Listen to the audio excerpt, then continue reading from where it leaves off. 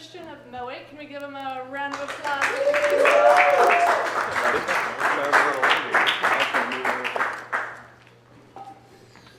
All right. So before I get started, a little bit about myself. Just moved to Iowa City 2 weeks ago, formerly at Anheuser-Busch, where I was the director of the internal customer success team. So customer success, customer experience is my background. This is the startup that I've been working on since 2018, and I'll go through it without any further introduction. So Mo8, when I was in the gym, this is how I got started. I realized I didn't want to be here, especially after I work a 8-hour workday, and then that's in an office building, and then go to another office building to work out. Kind of felt like I was missing something. So I was actually in San Francisco pitching a different startup, and I saw this guy. He had gone to the outdoor weight facility there, and he had brought his own kettlebell to the park. So I saw it, and I was like, wow, that makes total sense. You're outside, you're working out. What a great experience, rather than me sitting in my now fluorescently lit air-conditioned gym again. So that's what, there's a lot of not necessarily issues, but things that detract from the experience in a regular gym. They're somewhat boring, exclusive, hard to access. A lot of times you have to commute to a different side of town to get to the gym you want to go to, and they're expensive. So $58 a month is the US national average. Surprised me when I saw it too, expensive. A little bit more about the gym fitness industry market. It's $30 billion, 60 million US residents have a membership, and 67% of those memberships go unused. So there's definitely something that's not going right when 2/3 of your customer base is not using your membership. So I saw an opportunity in this segment to improve the health, engagement, and then talk a little bit about budget in a second, try and figure out a way to make things affordable for people using the gym. Give it a second to come back up. So that's where we come in, at the intersection of all these things, so making people healthier with an affordable fitness option. So we thought to ourselves, why is an outdoor gym only available at Venice Beach? If Elon can send his car to the moon, we could probably make some weight racks. And that's what I did. So I'm a mechanical engineering major, designed the MVP weight rack here, weight rental for parks or universities or anyone who will buy one, honestly. But anywhere with the sun as an access point. That's the limiter right now. Ooh, no. So slide here. Actually, it's not that bad that it's up. Won't talk about this because it's over here, but this got converted from a PDF. The weights, we have 5 kettlebells, 5 barbells. They are outdoor, weather resistant pricing. So this is what I sell to university, cities, parks, $6,000 with $125 monthly software fee to run the weight rack. So how does it work for the members? To be or use one of our gyms, you can have an annual membership for, if you chose that package, would be $5 a month, or monthly membership, $15. That would be a little expensive, or a $2 hourly rental. You know, you're in the city for a couple minutes and then you want to work out while you're on vacation, so you don't have to purchase a huge package. This would be, if you purchase the annual membership where you could access our gym, would be cheaper than Planet Fitness, which would be the leading competitor in the value fitness market. So this is what's the exciting part, is we're actually live at the University of Florida. So 2 weeks ago, after a year of procurement and everything else that they have there, we finally got launched. We've had 90 users registered, 35 users have lifted, 12 have lifted more than once, which is awesome to see some repeat users. Some people have lifted 3-4 times multiple days. And then that should say, so we've had 100% customer satisfaction. If you take our star ratings, 4.5 stars, we've had no neutrals, or we've had 1 neutral that came in last night. But that's because this guy here, we need to replace the lock. Had a bad experience with the lock. We don't have all the slides. We could do a project right here. It would be very simple to install a weight rack. The price would be, again, you're looking at, we could get it down below $5,000, which is usually like the credit card swipe limit for a traditional or a corporation employee, and then you don't have to go through all the budget review cycles. And then we just need a partner organization with sunlit land, and then someone to help us pay the user fee. But I think something could be great here 6 months out of the year. So we're coming up on the part where it'd be a little cool. So that is it. I go pretty fast. So if you'd like me to double click into anything, just What do you do in ask me the a other question. 6 months with your equipment? Do you put it inside then? Or? So for the University of Florida, we're fortunate that it's going to be year round. That's why we chose the Florida market. For here, yes, that would be leave the weight rack in place, take the weights off, take the locks off. They're bolt in, bolt out, and then put them back in as soon as it becomes nice again, like what you do with a swimming pool. Would you change your fee structure then, since they only Yeah. have access for 6 months? Yes, so I am profitable at $125 a month. So that is, if someone, like, let's say the Parks Department just wanted to provide this for free and pay the $125 a month, I'm still turning a profit. So anything that is end user revenue would be split between me and the Parks Department, and then they would take the money as like what they do. I think that, I'm not sure what the gym name is here, but whatever local gym. So they would have that as a revenue stream for them. What type of liability do you have? Waiver, so try to waive as much as I can to put it on the end user, and then can't quote the entire thing right now, but it's same thing like you sign a fitness waiver to go work out at a park or a local gym. Yeah, That's part of the app. it's part of the app. You have to sign it to access. Yep. So if I'm out of town, I got the app, I can find the place, I can keep the lines electronic. Exactly. So if any of you have ever used Line or Bird, I'm actually surprised I haven't seen them around town. Scan the QR code and they unlock. I have a demo video that I could pull up as well. Christian, I really like the idea. I've never heard anything like it Yeah. before, so that's cool. Have you considered, for environments like in Iowa, selling also a cover, like a grill cover for the winter months? You know, that is the second time I've heard that in 2 weeks as grill cover, and I've never thought of it before. But it's a great idea even if it's, you have inclement weather, and then just zip it up. I'm sure that I could get a custom fabric shop, but yeah, I like to hear it again. Yeah, I mean, if it's something that only covers animals and things that get in there and nest, but if Yeah. it completely encompasses somehow, I don't know how, but Mhm. then let me just kind of brush it up.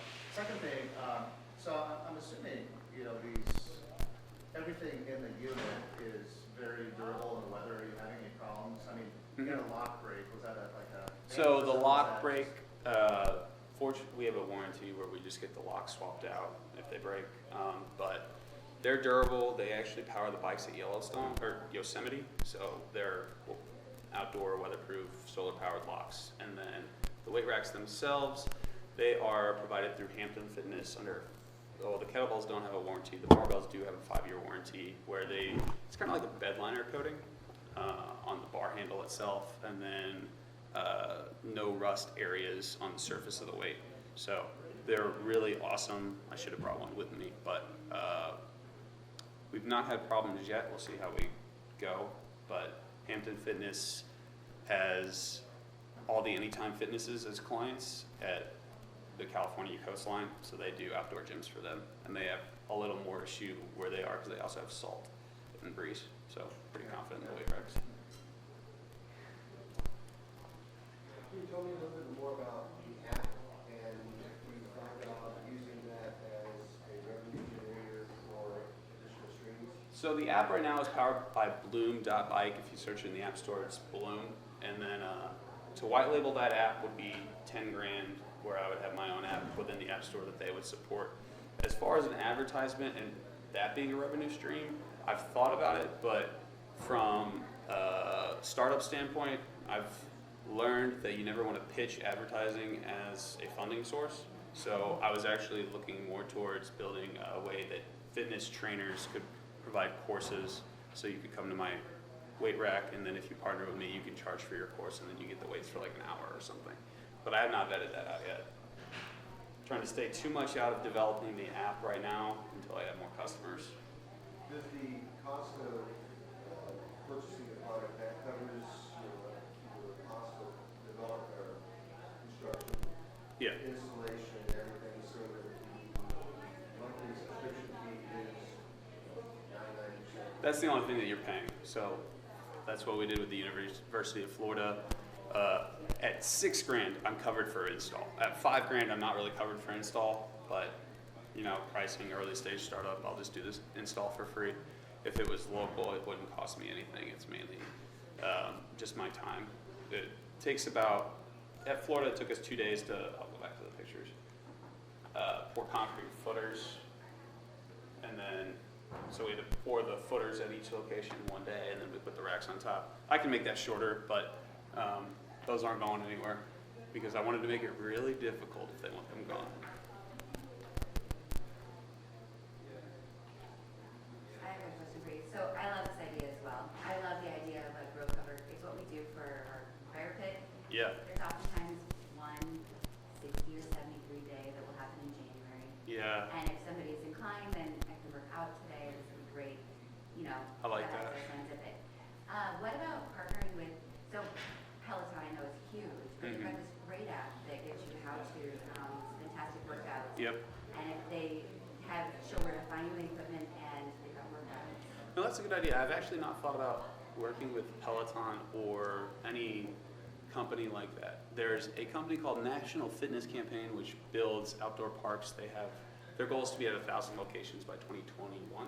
So they have a lot of body weight installations. And they do have an app that suggests workouts and all those sorts of things. My concern is with going to them now would be, oh, let's just do it. Which is okay, and I wouldn't be like that upset if like this got stolen and someone made it great, but kind of want to do it myself. So want to build out the business model, at least at a couple more segments. So I was talking about this earlier to some people. Next step plan, this was a government organization. It was extremely slow.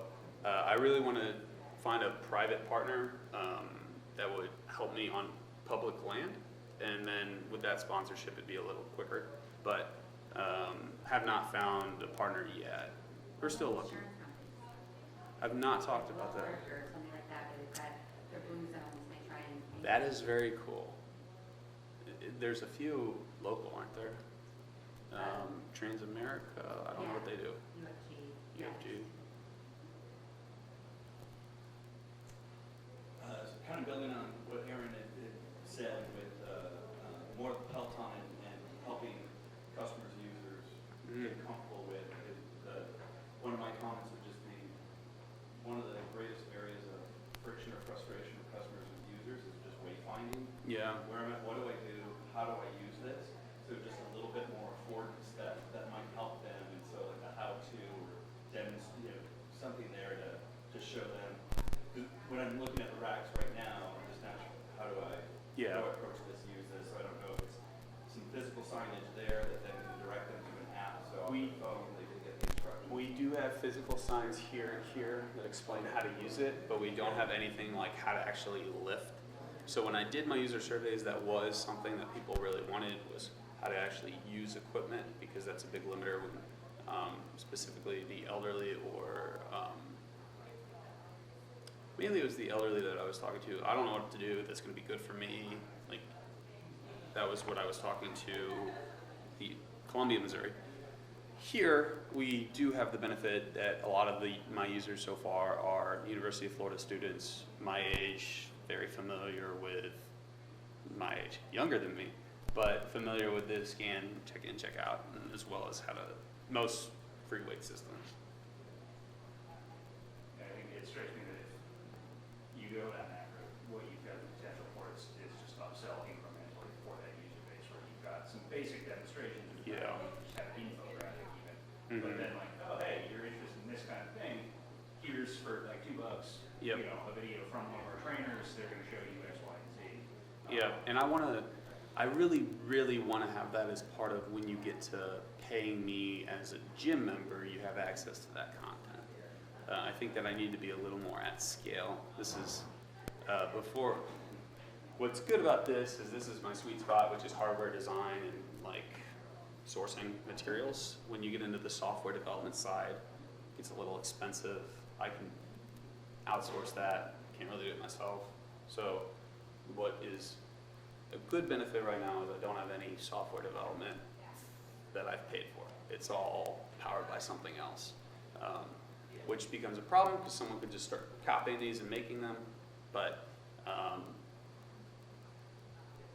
my way that I'm going to try and stay ahead of my competition there is I do have a very big customer service, customer success background, and I understand the things that you need to do to keep your customers, clients happy, and that's a big part of running a business as well. I won't ask all the questions.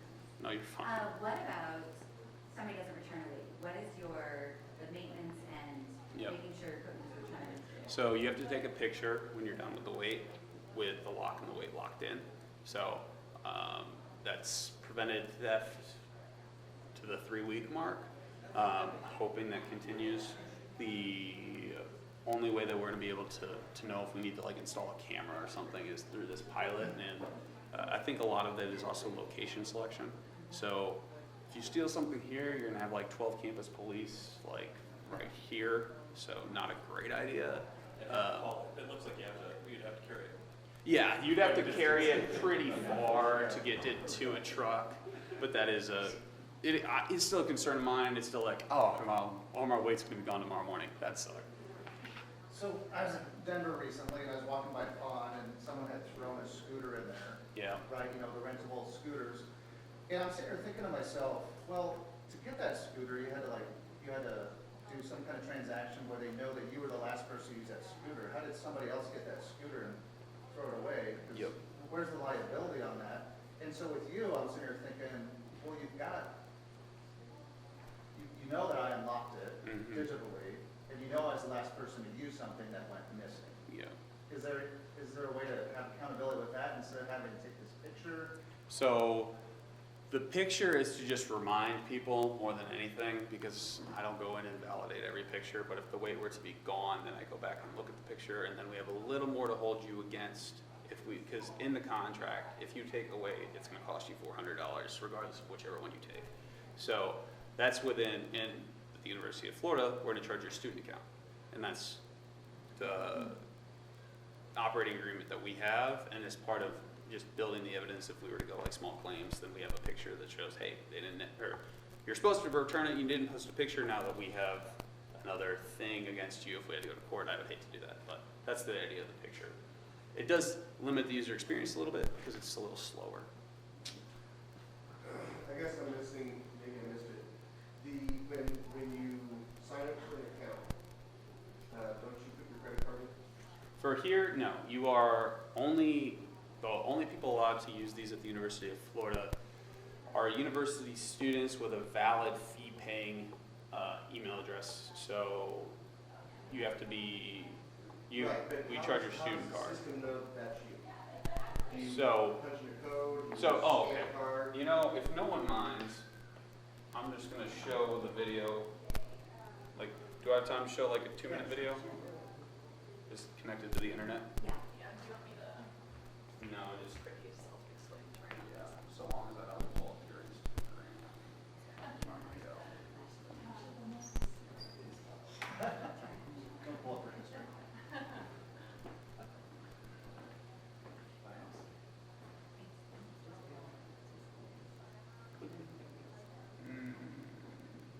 You don't need to look.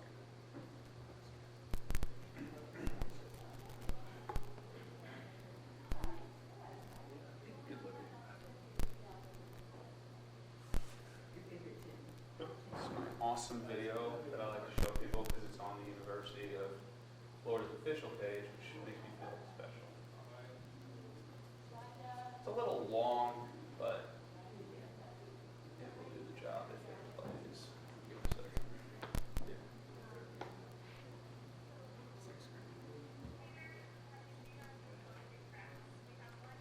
So you don't really need to hear her, but you can see what she does. So these are the signs that we have there. What's really cool is they have like pull-up bars and tire flipping and all kinds of stuff at this location. The other location we're at, they're excited about, is we are on the other side of campus where they have no facilities. So we are, and didn't mention this before, we actually collect, the user data, so you can see how often people rent it. Whereas if you have like an outdoor gym, you can't track that at all. You usually have someone out there with like a bean counter and how many people are here. So what's great about this is it helps them build a business case for future gyms. So there, you scan the lock.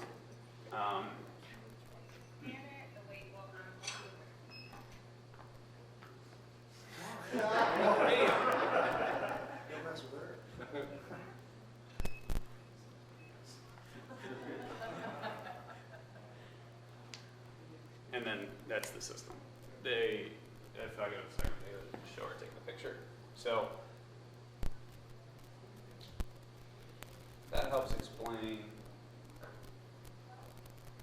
how it's used. I really want to elaborate on that one again. If I don't know exactly what you all do, but everyone wants their user data. Everyone wants to know who's using the system. Everyone wants to know how long it's being used. And then when you put a playground in, like these kids here, how do you know how many kids are on this playground? So how are you measuring your ROI on a playground? That thing out there is probably 20, 30 grand. And to make a business case for a future installment, you have to have that historical data on a system. So with us, we track that all for you, and we also do all the customer surveys, and we make sure everyone's happy, and that's a big value part of this. We also, in the future, can do a lot of user data collection, like how old are you, blah, blah, blah, not without a user permission, but it's another thing that cities want to know. I think to maybe go back to your question, it sounds like this is sort of a, I mean, again, pilot case, I've been there, I know what that is, where you've got special terms of that first Yeah. customer. That's how it should be. But Mm-hmm. if you're thinking about, I mean, there's not, in my mind, an analogy between that and like using a private organization to get placed on public land or anything like that. You're going to have, Yep. email addresses and credit cards. Yep. Is there, with that current app setup that you have, is there a way that they integrate with Stripe, or that you would be able to? We collect credit cards and all that. So, Okay. So you could charge if somebody, Yep. So within the app, it's not Stripe, but it's their payment system. PayPal, I think, is what they use. We can collect your credit card information, and then you can select your payment plan, and it can be at the tiered pricing. Future model where I am revenue sharing, that would be the only phase of the contract that I don't have implemented, which is, the more users you have, I need to make more money because more people are going to reach out to me for assistance. But I can also, instead of revenue sharing, I can do a tiered user structure. Let's say you have 300 users here, you're paying me at X rate versus 200 users here, you're paying me at this rate. My goal, like let's say dream state, which is 3-4 years later, what I would like to happen is I would like every rack everywhere in the world that has over 1,000 users paying at this rate splits the money. And then everyone who has 500 to 1,000 users splits the money. And then everyone who has 500 down splits the money from every rack at any location. So it's kind of like a franchise operation where you buy the rack, and then if you're at that lower tier, you're not making 100% of the profit. Well, you get some profit immediately, and then you have to get to a certain user rate. So the cities and organizations are incentivized to be at a higher rate so that they end up making more money. That's like when I have 1,000 of these everywhere. There's 1,000 Planet Fitnesses. The goal is to be more than that. And I'm comfortable with taking a little bit of time to get there because this is a project that I really enjoy. It's cool when you go on your phone and you're like, hey, did someone lift today? And you're like, oh, someone's lifting right now. So it's a rewarding experience to know that you help that person work out. Do you see your business model kind of evolving in a way where you own, or maybe appeal into the travel market? Right? Mm-hmm. So if I go to Florida, Texas, or California, Mm-hmm. what if I want to find one of these racks? Yep. Is that going to be one? That's what I would. Or is that going to be decentralized, where the city, like the city, Yeah. the city, Florida, has a map of where these are? Mhm.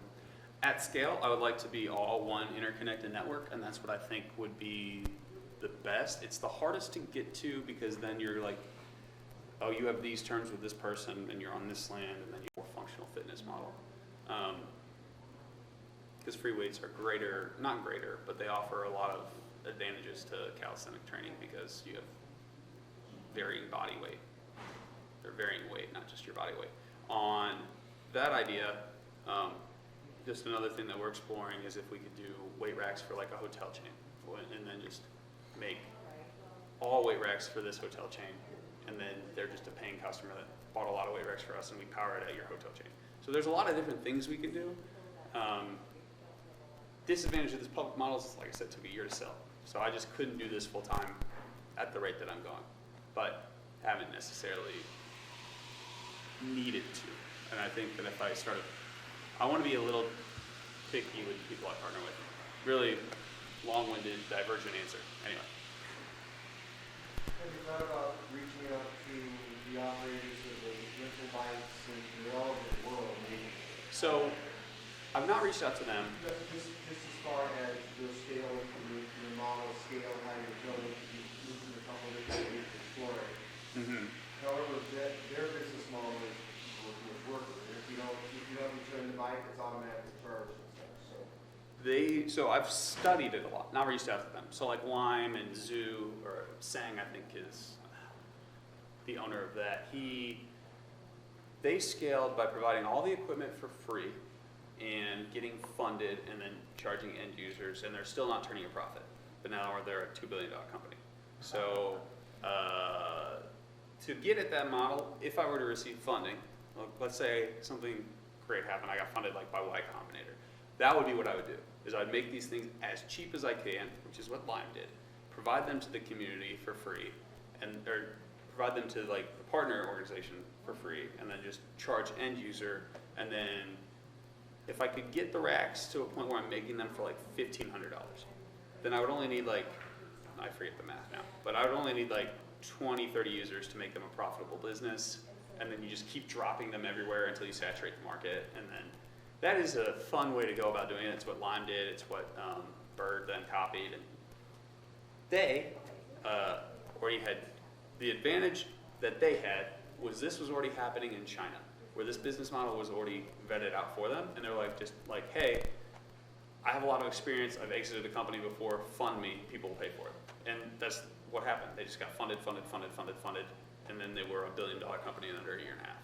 But they had already proven it in China that people would pay for it.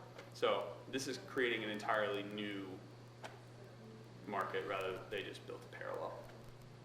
There is one other company making outdoor weight rental equipment. They have like a box, they're called Open Gym in Boston, where you scan, or they don't have an app, you go into a website and then like a locker box unlocks, and they don't have as much equipment as I do, but it's good to see other players in the space because it's something that people want. It'd be bad if I was the only one doing this. Like, wouldn't be bad, but it's more validated now that I have competitors. You mentioned partnering with hotels and running the gym membership basically just through the hotel. Have you thought about partnering with not so much gyms like Planet Fitness or something, but like private rec facilities? I'm from a hometown that has a facility that has a bunch of soccer fields, baseball fields. If not. Within there, there's tons of things to do, but you could also throw in like a weight rack or something like that as well. Well, I don't know. Where are you from? From Burlington, Iowa, originally. I haven't been there for a long time. But I know they have like an indoor facility there too, a big indoor soccer field where even in the winter you can move that inside. And I don't know what it costs. I mean, it's different if you're coming and bringing in your kid's softball team versus if you're just coming in there with batting cages. But you pay $5 to get in, maybe you pay $10 and you get used to the weight racks or monthly membership like that. So I've not thought about that at all. What I have thought about is just selling the outdoor weight racks because no one sells them themselves without the locks, just being like, hey, do you need one outdoor weight rack? Because if you're in a facility like that, for example, it's going to be hard to steal the weight if you're totally surrounded. If it's like an open field and you can just walk to your car, it's different. So it's, I know there's fences. yeah. So they wouldn't necessarily need a lock. But for the places that do need locks, the locks give you the advantage of tracking the user data. They also give you advantage of being able to very flexible in where you install.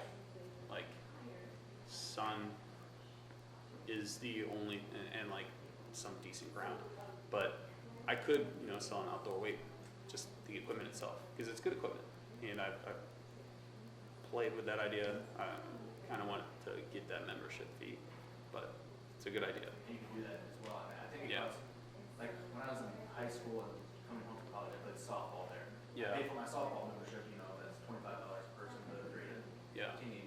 But I still had to pay like $2 to even walk into the facility. Oh, so there's like, So that's they interesting. double up on you. Yeah. It's not great, but whatever. $2. The gyms get you. I want to be able to put this in lower income communities as well. So that's I think that would be something that a lot of people would use there, seeing as you can't afford a regular gym membership. This would be a very, very low cost alternative, and then also be able to give memberships to people that need them. Can't afford $5 a month. then we can definitely sponsor that. It's not hurting us.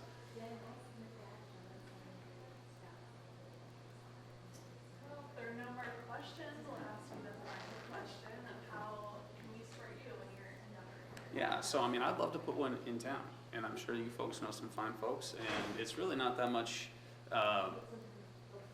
$5,000 if people wanted it, like let's say 5,000, like 1,000 people in town wanted it, we could do a crowd fund. There's a lot of different ways that we could do to help the equipment price. I wouldn't sell it for the price, of course, I live here.